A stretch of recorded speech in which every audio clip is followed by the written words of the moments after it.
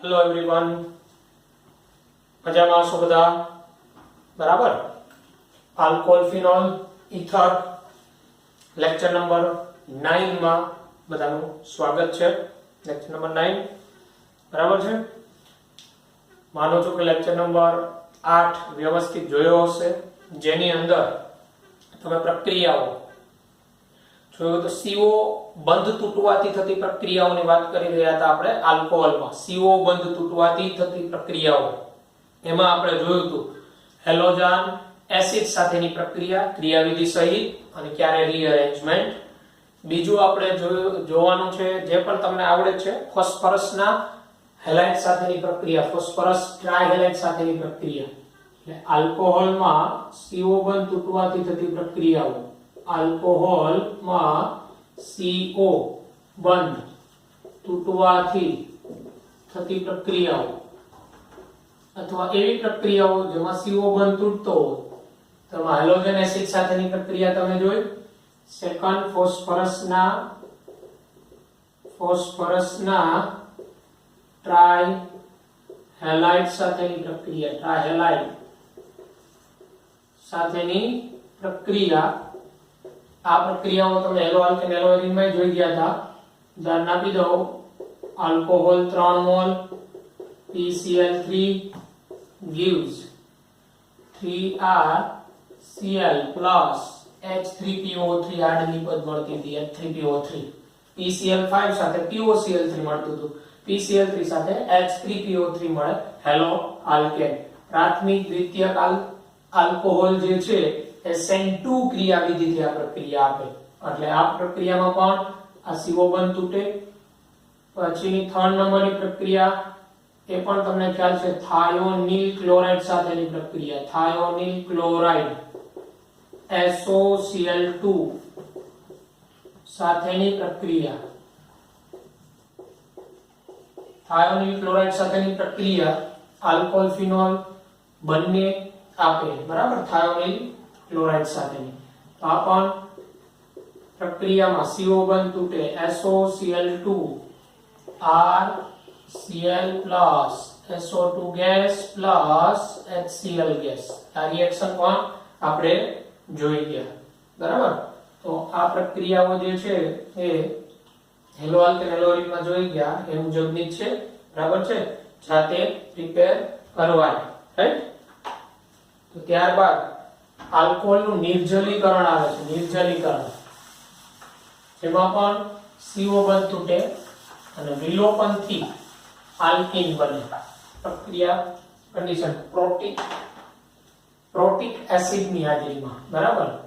એટલે ક્રમશઃ જોઈએ અહીંયા તો આલ્કોહોલનું નિર્જલીકરણ, આલ્કોહોલનું નિર્જલીકરણ અથવા નિર્જલીકરણ,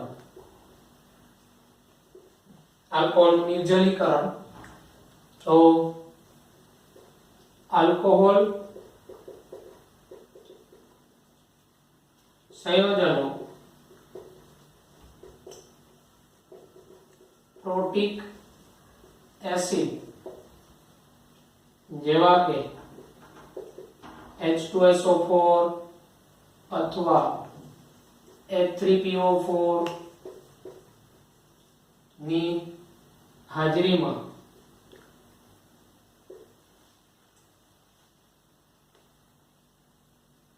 નિર્જલીકરણ પામે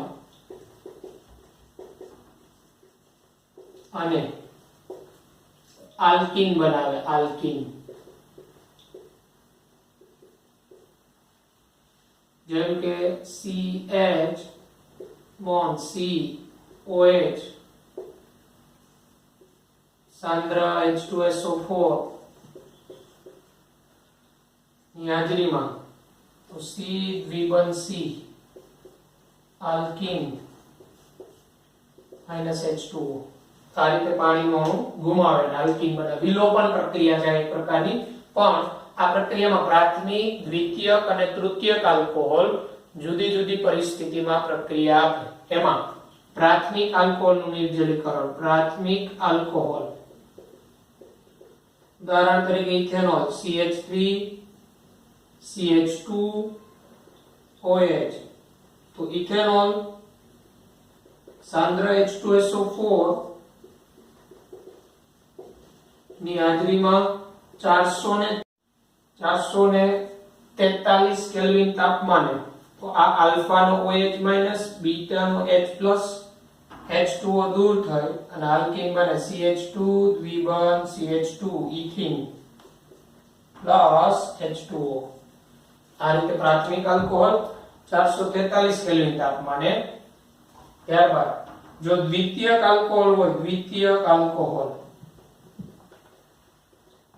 દાખલા તરીકે આઇસોપ્રોપાઇલ આલ્કોહોલ CH3 CHOH CH3 તો એ 85% F3PO4 ની હાજરીમાં અને 440 કેલ્વિન તાપમાને વિલોપન આલ્ફા બીટા CH3 CH દ્વિબંધ CH2 પ્રોપીન બનાવે.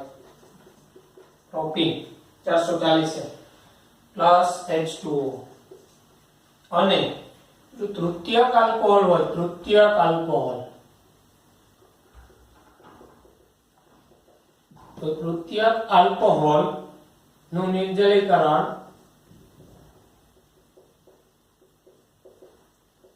જેમ કે 2 મિથાઇલ પ્રોપેન 2 હોય, તૃતીયક આલ્કોહોલ 20% H3PO4 ની હાજરીમાં 358 કેલ્વિન તાપમાને આલ્ફા ના બાકીના બધા બીટા, કોઈ પણ બીટા ઉપરથી દૂર થાય સરખું જ થાય, CH2 દ્વિબંધ C CH3 CH3 આ આલ્ફા નો OH માઈનસ બીટા નો H+ વિલોપન પ્રક્રિયા થાય.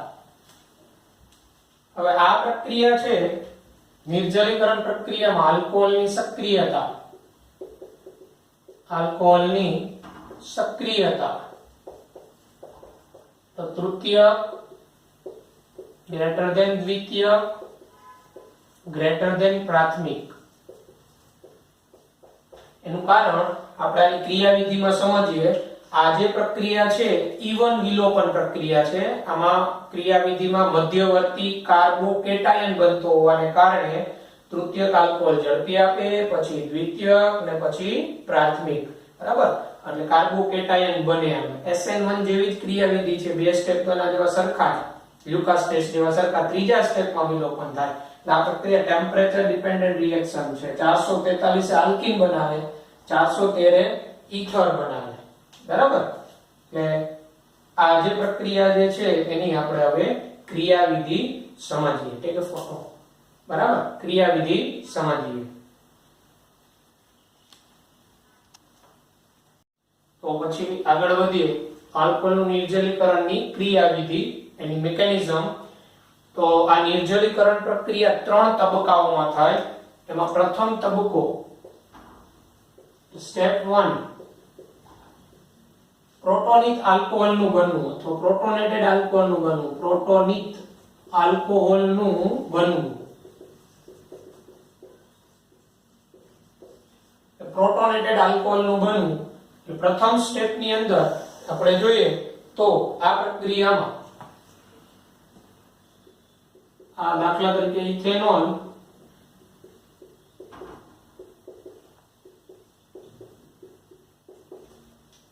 એસિડ ઉદ્દીપકની હાજરીમાં આપણે કરીએ છીએ.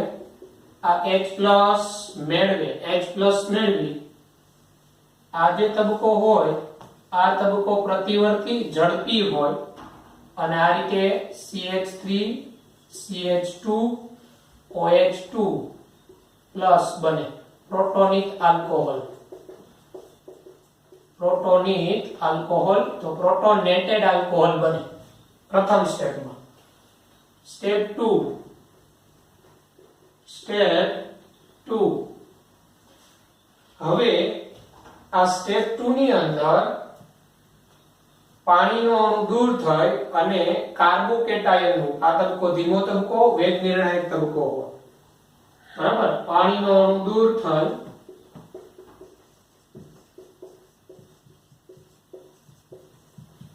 કાર્બોકેટાયન બનવું. કાર્બોકેટાયન બનવું સ્ટુડન્ટ અવાજ નહીં.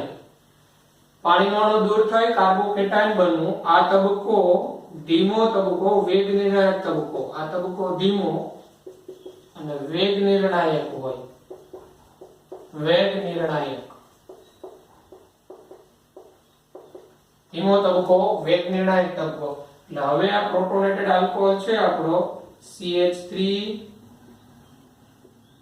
CH2 OH2 પ્લસ આમાંથી આ પાણીનો અણુ દૂર થાય. આ પણ તબક્કો પ્રતિવર્તી ધીમો તબક્કો અને આ બને CH3 CH2 પ્લસ કાર્બોકેટાયન.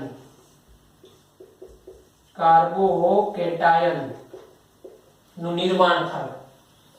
અને હવે ત્રીજા તબક્કામાં બીટા કાર્બન પરથી H+ દૂર થાય, પ્રોટોન દૂર થાય અને આલ્કીન નું બનવું. બરાબર? એટલે સ્ટેપ 3.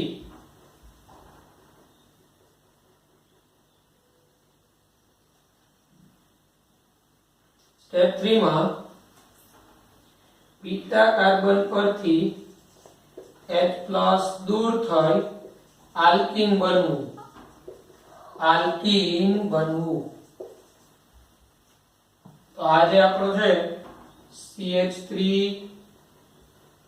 CH2 પ્લસ કાર્બોકેટાયન, અહીંથી આ H+ દૂર થાય અને આ યુગ્મ એ ટ્રાન્સફર થાય. H+ નું દૂર થાય અને આલ્કીન બનવું. CH2 દ્વિબંધ CH2. અહીંયા આ H+ દૂર થઈ જાય, -H+. આમ પ્રથમ તબક્કામાં જે H+ ઉપયોગમાં લેવાનો હતો એ ત્રીજા તબક્કામાં H+ ફરીથી મળી જાય એટલે એસિડ કેટાલાઇઝ્ડ રિએક્શન થાય. એસિડની હાજરીમાં થતી પ્રક્રિયા ટેમ્પરેચર ડિપેન્ડન્ટ રિએક્શન. આ જે ક્રિયાવિધિ છે આ ઈવન વિલોપન પ્રક્રિયા કહેવાય. આની ક્રિયાવિધિ છે કેવી પ્રક્રિયા? ઈવન કહેવાય, કારણ કે આમાં મધ્યવર્તી શું બને છે? કાર્બોકેટાયન. હવે આ પ્રક્રિયામાં તમે જોઈ શકો કાર્બોકેટાયન બન્યો. કાર્બોકેટાયન બનતો હોવાને કારણે આપણે એમાં હવે કહી શકાય કે આમાં શક્ય હોય તો આમાં પણ રીઅરેન્જમેન્ટ થાય, રિંગ એક્સપાન્શન પણ જોવા મળે. બરાબર? તો હું એક રિંગ એક્સપાન્શન નું ઉદાહરણ આપીશ અને રીઅરેન્જમેન્ટ નું ઉદાહરણ આપીશ તમને. બરાબર છે? અને આ સિવાય અમુક એવા પ્રશ્નો કે આલ્કોહોલની નિર્જલીકરણ પ્રક્રિયાનો સક્રિયતાનો યોગ્ય ક્રમ કયો, તો એવા MCQ અગત્યના. તો સક્રિયતાના ક્રમમાં જોવાનું કે કોના નિર્જલીકરણથી સામેની બાજુ મોર સ્ટેબલ આલ્કીન બનશે, વધુ સ્થાયી આલ્કીન બનશે. તો જે પ્રક્રિયકમાંથી વધુ સ્થાયી આલ્કીન બનતો હોય એની સક્રિયતા વધારે હોય એવા આલ્કોહોલની, એ ઝડપી પ્રક્રિયા. તો આપણે એની ક્રિયાવિધિ જોઈ. હવે આપણે એના રીઅરેન્જમેન્ટ વાળું ઉદાહરણ જોઈએ, રિંગ એક્સપાન્શન નું ઉદાહરણ જોઈએ.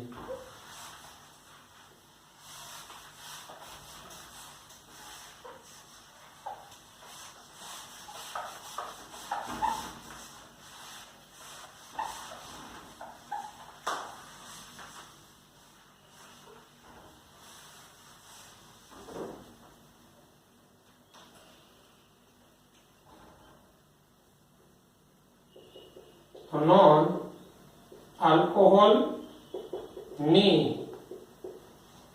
નિર્જલીકરણ પ્રક્રિયામાં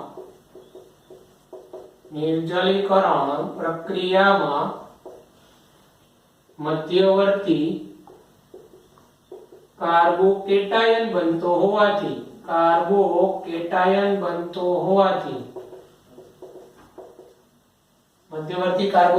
બનતો હોવાથી શક્ય હોય તો પુનઃગોઠવણી જોવા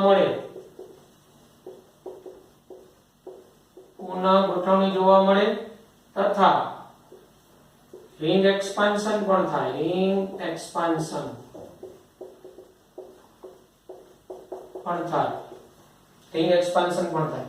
તો જોઈએ. બરાબર? ઉદાહરણ તરીકે આપણે આ પ્રકારનો આલ્કોહોલ આપેલો હોય CH3C CH3 CH બોન્ડ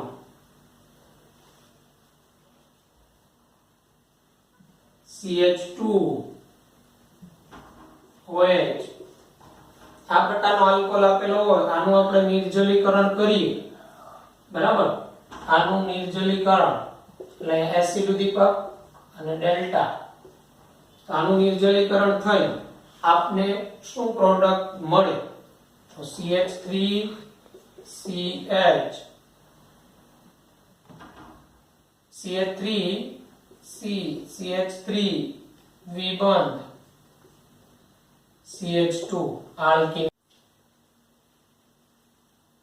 તો પછી આની આ પ્રક્રિયા જે છે ને ક્રિયાવિધિની વાત કરીએ તો અહીંથી આ ઓક્સિજન H+ મેળવે એટલે આ પ્રોટોનેટેડ આલ્કોહોલ બને હવે આ પ્રોટોનેટેડ આલ્કોહોલમાંથી આ H2O તરીકે દૂર થાય H2O જેને આપણે સેકન્ડ સ્ટેપ કહેતા હતા પ્રથમ સ્ટેપ ઝડપી કહેતા હતા હવે આ H2O દૂર થાય આ જે તબકો હોય એ ધીમો તબકો H2O ના કાર્બોકેટાયન બને CH3 twice CH CH2 plus હવે આ કાર્બોકેટાયન છે પ્રાથમિક છે એની બદલે અહીંયા બને તો આ કાર્બોકેટાયન કેવો થાય તૃતીય તો અહીંથી હાઇડ્રાઇડ શિફ્ટ થાય 1 to hydride shift 1 to H minus shift hydride H minus ત્યાં જતો રહે એટલે આ શું બની જાય C plus ત્યાં CH3 CH3 બોન્ડ અહીંયા CH3 થઈ જાય CH2 ને H2 આવ્યો પછીના સ્ટેપમાં H plus દૂર થાય ને આ યુગ્મ અહીંયા આવે માઈનસ H plus ના બની જાય C દ્વિબંધ CH2 CH3 CH3 આ આલ્કીન બન્યો આ ક્રિયાની એટલે આવી રીતે રીઅરેન્જમેન્ટ આમાં થાય બરાબર સક્રિય હોય તો આ પ્રક્રિયા E1 ક્રિયાવિધિથી થાય અને E1 માં આપણે ખબર છે રીઅરેન્જમેન્ટ જોવા મળે બરાબર તો પછી આના પછીનું આપણે ઉદાહરણ જોઈએ તો એ રિંગ એક્સપાન્શન નું ઉદાહરણ બરાબર તો જોઈએ રિંગ એક્સપાન્શન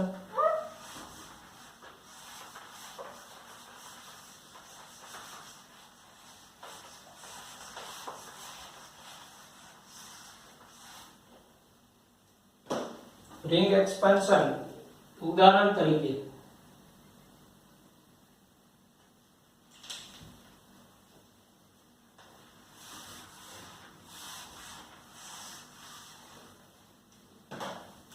ring expansion જે તમને 11મા ધોરણમાં શીખવેલું મેં આપણે 11મા ધોરણમાં આલ્કીનની બનાવટમાંથી જોઈતી આલ્કોહોલમાં ત્યારે ring expansion શીખેલા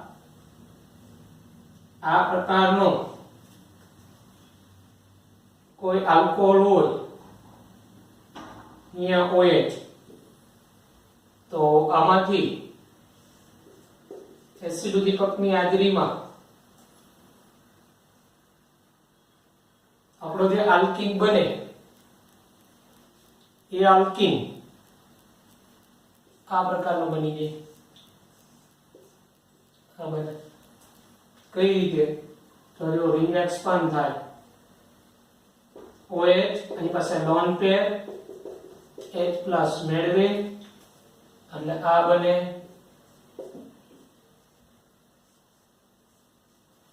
OH2+ પછીના સ્ટેપમાં પાણીનો અણુ દૂર થાય સ્ટેપ 2 H2O આ બને કાર્બોકેટાયન પોઝિટિવ એ કાર્બોકેટાયન કરતા અંદર રિંગમાં આ 5 કાર્બન વાળું ચક્ર એના કરતા 6 કાર્બન વાળું મોર સ્ટેબલ ત્યાં એક્સપાન્ડ થાય રિંગ એક્સપાન્શન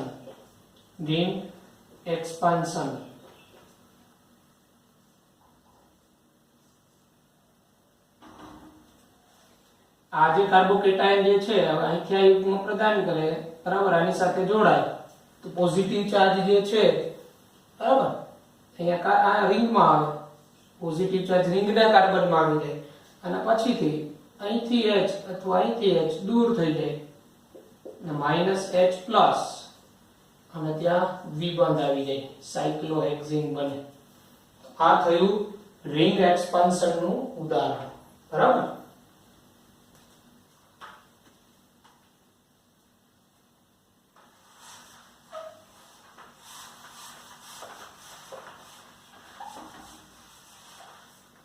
ત્યારબાદ ઉદાહરણ તરીકે આપણે આ રીતે આપેલા હોય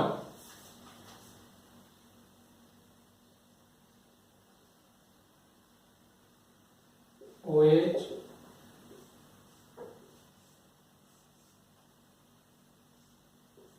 OH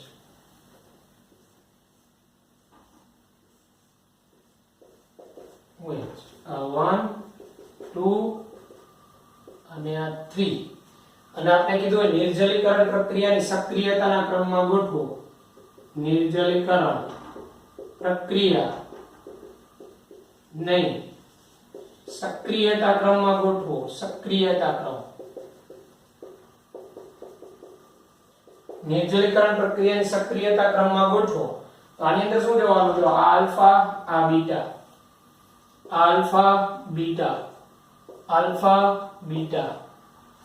આની અંદર આ આલ્ફા પરથી OH માઈનસ આ બીટા પરથી H પ્લસ જાય તો માંથી અહીંયા ડબલ બોન્ડ આવે, મેજર પ્રોડક્ટ બેન્ઝીન બને, તો મોર સ્ટેબલ. આલ્ફા આ બીટા, આલ્ફા બીટા, આ બીટા પરથી H પ્લસ જાય તો અહીંયા ડબલ બોન્ડ આવે, તો પાઈ સિંગલ પાઈ એટલે રેઝોનન્સ થાય તો મેજર પ્રોડક્ટ. અને આમાં આલ્ફા બીટા બે સરખા કોઈ પણ જગ્યાએથી જાય તો આમાં સક્રિયતા સૌથી વધુ 1 ની હોય, પછી 2 ની હોય, પછી 3 ની હોય. નિર્જલીકરણ પ્રક્રિયાની સક્રિયતાનો ક્રમ અને બનતી નિપજ જેમ વધુ સ્થાયી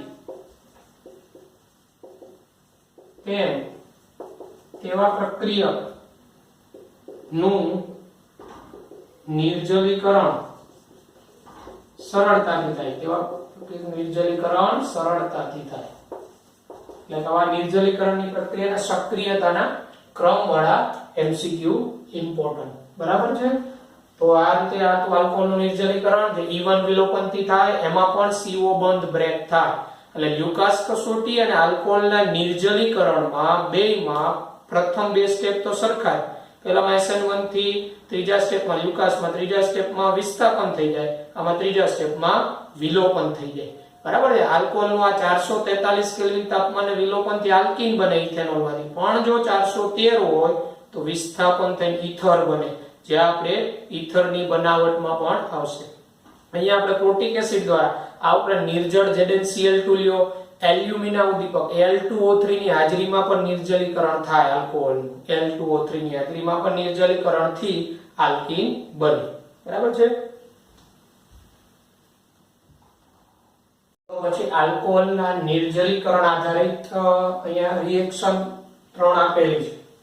તો અહીંયા આપણે આપેલું છે બ્યુટેન 2-ol. આ છે બ્યુટેન 2-ol. બ્યુટેન 2-ol નું H+ ગરમ કરતા એટલે સમજી લેવાનું અહીંયા એસિડિક માધ્યમમાં ગરમ કરો, વિલોપન થાય.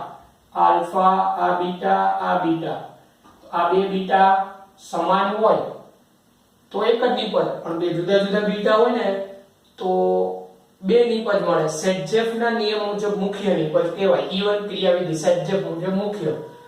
તો અહીંયા બ્યુટેન 2-ol નું વિલોપન તો એક નિપજ આ મળે બ્યુટુઇન, બ્યુટુઇન, અને એક નિપજ મળે આ મળે બ્યુટ1ઇન. પણ આ મુખ્ય ગૌણ. બરાબર. વિલોપનથી સેટજેફ મુજબ મુખ્ય નિપજ બ્યુટુઇન માં ટ્રાન્સ નું પ્રમાણ વધારે હોય સિસ કરતા.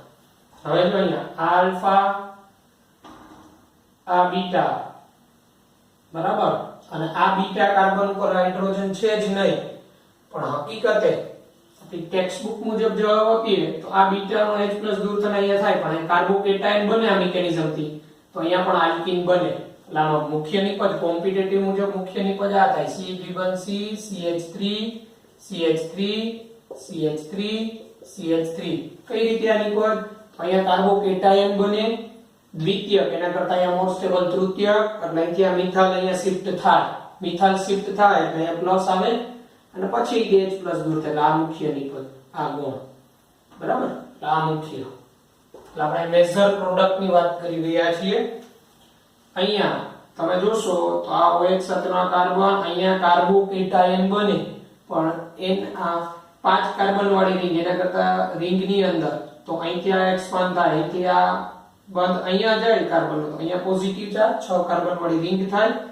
બરાબર, પછી એની અંદર અહીંથી H પ્લસ H માઈનસ અહીંયા શિફ્ટ થાય, પ્લસ ચાર્જ અહીંયા લાની અંદર મુખ્યની પદ મિથાઇલ સાયક્લોહેક્ઝીન બને. આ બને આ મેજર મિથાઇલ સાયક્લોહેક્ઝીન. બરાબર, તો આ વિલોપન પ્રક્રિયા જે છે આલ્કોહોલના નિર્જલીકરણની પ્રક્રિયા, વિલોપન પ્રક્રિયા, એમાં આલ્કોહોલમાંથી બનતા આલ્કીન કઈ મેજર પ્રોડક્ટ. આની અંદર એમસીક્યુ પૂછી શકે કેટલા આલ્કીન બને ટોટલ, તો એક તો અહીંયા ડબલ બોન્ડ આવ્યું એક અહીંયા ડબલ બોન્ડ આવે 2 અને અહીંયા પ્લસ ચાર્જ આવી ગયો, તો આ કોઈ પણ પરથી H પ્લસ જાય ટોટલ આમાં 3 આલ્કીન બને. તો આ એક અહીંયા ડબલ બોન્ડ આવી એક અને એક અહીંયા આવે ડબલ બોન્ડ. બરાબર છે, અને આના પાછળ સિસ ટ્રાન્સ ન બને કારણ કે એક જ કાર્બન ઉપર 2 સમાન છે. અહીંયા ટ્રાન્સ મુખ્ય, પછી સિસ ગૌણ. બરાબર, તો આ રીતે